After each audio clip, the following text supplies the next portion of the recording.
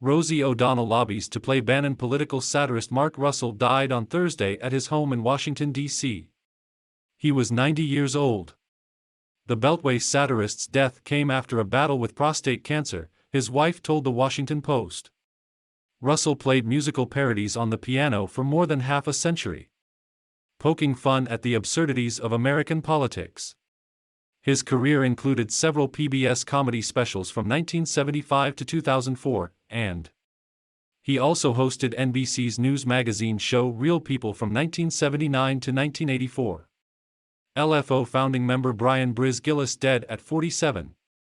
Third band member T.O. Mark Russell skewered Democrats and Republicans in his political parody songs.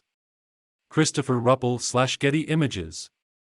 Oh, both sides of a question. I can speak with rash impunity and I can sing a different song and please each damn community, Russell sang in this parody of a Pirates of Penzance song about political pandering. I plan to say what pleases every kind of resident until I count enough of them to vote for me as president. In short, because I bear in mind that winning's very critical, I am the very model of a candidate. Political.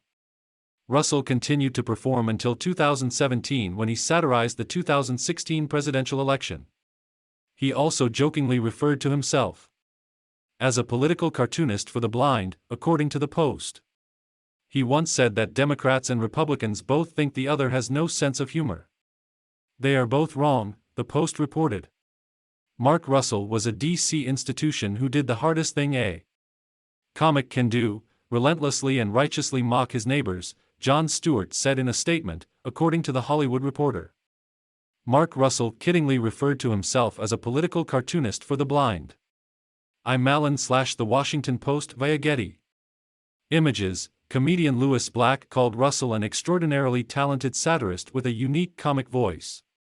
He had a rapier wit, which are words I rarely use to describe a comedian. He began his career doing a lounge act and came to prominence around the time of Watergate. I told my wife this whole house, the show, the PBS show, my life, was built on this poor guy, Russell said in 1989.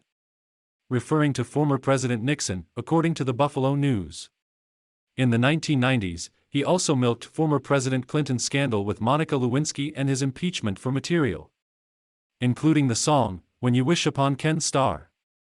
Click here to get the Fox News app while Russell wrote his own material. He once wryly replied to the question, "Oh yes, I have 535 writers. 100 in the Senate and 435 in the House of Representatives."